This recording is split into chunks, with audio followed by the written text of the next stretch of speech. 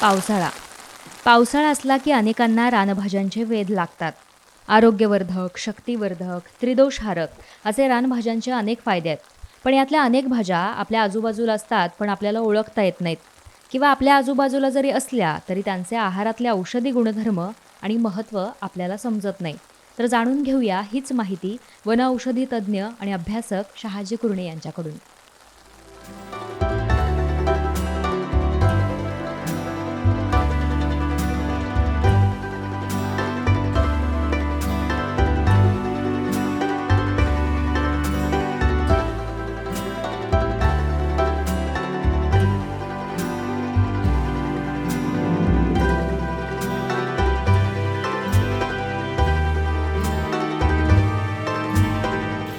आपण जे समोर बघतोय हे डायस्कोरिया बल्बिफेरा नावाचं एक वेल आहे. याला वाराई कंद किंवा करंदा असं पण म्हणतात. त्या वेलाच्या बेचक्यामध्ये कंद लागतात. त्याचबरोबर याच्या खाली सुद्धा एक कंद असतो. तो जमिनीखाली असणारा कंद आणि बेचक्यात लागणारे कंद, याला अजून कंद लागलेले नाहीत. बेचक्यात साधारण बटाट्याच्या आकाराचे पण लहान बटाटे असतील अशा स्वरूपाचे कंद लागतात आणि उकळून याची भाजी केली जाते. जसा बटाटा आहे त्याच पद्धतीनं पौष्टिक असं एक खाद्य आहे. त्याच्यामध्ये भरपूर आपलं स्टार्च मिळतं. याच्या कोवळ्या जे तुऱ्या आहेत त्याची देखील भाजी बनवतात, कोवळ्या तुऱ्यांची. आणि याच्यात बऱ्याचशा जाती आहेत. त्याच्यामध्ये मोहराची एक जात असते, डायस्कोरिया पेंटॅफायला नावाची, ज्याला 5 पानं असतात. ती सुद्धा मोहर, त्याची फुलं आहेत, त्याची भाजी केली जाते. तसं कोकणामध्ये किंवा गोव्यामध्ये गाभोळी असते, माशाची गाभोळी असते. त्याच पद्धतीने त्याला चव लागते ना, ते झाड याच्याच जातीतलं असतं. त्याला डायस्कोरिया पेंटॅफायला म्हणतात. त्याची जी फ्लॉवर्स असतात बारीक बारीक माशाच्या अंड्यासारखी लागतात. सेम टू सेम माशाची अंडी आणि त्याची फुलं एकच चव असते. कुठलं म्हणायचं? करंदा. करंदा. हां, ज्यांना शाकाहारी आहेत पण माशाच्या अंड्याची चव घ्यायची आहे असे लोक हा मोहर खाऊ शकतात. साधारणपणे भाद्रपद महिन्यामध्ये त्याला मोहर येतो, गणपतीनंतर.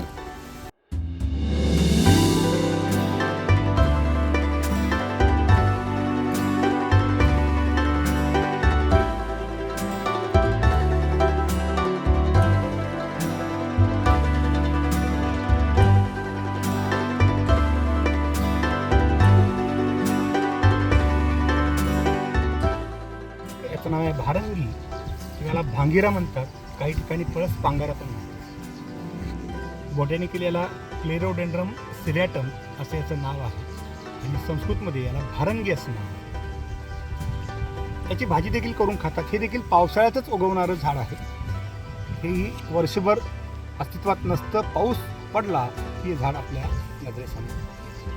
श्वसन संस्थेचे जेवढे विकार आहेत, खास करून श्वास असेल, कास असेल, दमा असेल किंवा फुफ्फुसाला कोणतं इन्फेक्शन असेल, अशा स्वरूपामध्ये इवन कोरोनामध्ये देखील लोकांचं फुफ्फुस सुधारण्याकरता या वनस्पतीचा खूप लोकांनी वापर केलेला आहे. याची मुळं वापरली जातात खास करून औषधामध्ये. पण त्याच जोडीनं याची पानं, त्याची भाजी करून खाल्ली तर या पावसाळ्याच्या दिवसामध्ये होणारे सर्दी, खोकला किंवा काही फुफ्फुसाचे संसर्ग असतात हे कमी होण्यास मदत होते.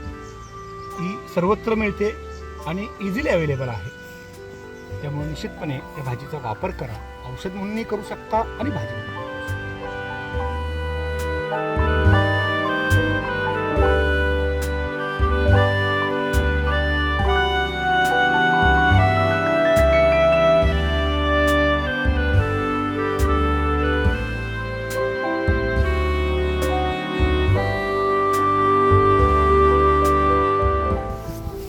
आता आपल्या समोर जी वनस्पती आहे याचं नाव आहे वासनवेल किंवा याला डांगडी म्हणतात. त्याचबरोबर आयुर्वेदामध्ये याचं नाव आहे पाताळ गारुडी. बरोबर दुसरं नाव आहे जलजमनी आणि शास्त्रीयदृष्ट्या बॉटॅनिकली याला म्हणतात कॉक्युलस हिरसुटस.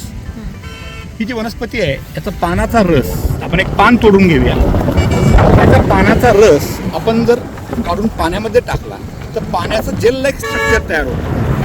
पाणी जल जमनी या शब्दाचा अर्थच असा आहे. जल म्हणजे पाणी आणि जे पाण्याला जमवतं ती जलजमनी.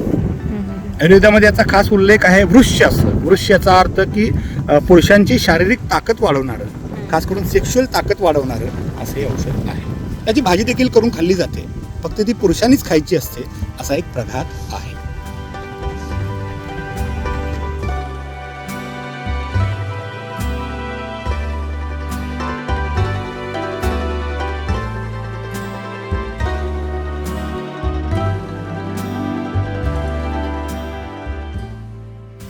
आपल्यासमोर जी आता वनस्पती आहे तिचं नाव आहे काळी मुसळी. पावसाळ्यातच उगवणारी बहुवर्षीय वनस्पती आहे. कुर्कुलेगो ऑर्किओइडिस असं याचं बोटॅनिकल नाव आहे. तशी सफेद मुसळी असते त्याचप्रमाणे ही काळी मुसळी देखील आहे. त्याचा कंद असा नसतो, पण जाडसर मूळ खालपर्यंत जातं, साधारण अर्धा फूट खाली गेलेलं असतं काळ्या रंगाचं. आणि हे एक अत्यंत चांगलं टॉनिक आहे. खास करून जे रोगी ऑपरेशन नंतर ज्यांना ताकद नसते, थकवा जाणवतो, अशा लोकांसाठी अत्यंत फायदेशीर अशी एक वस्तू आहे.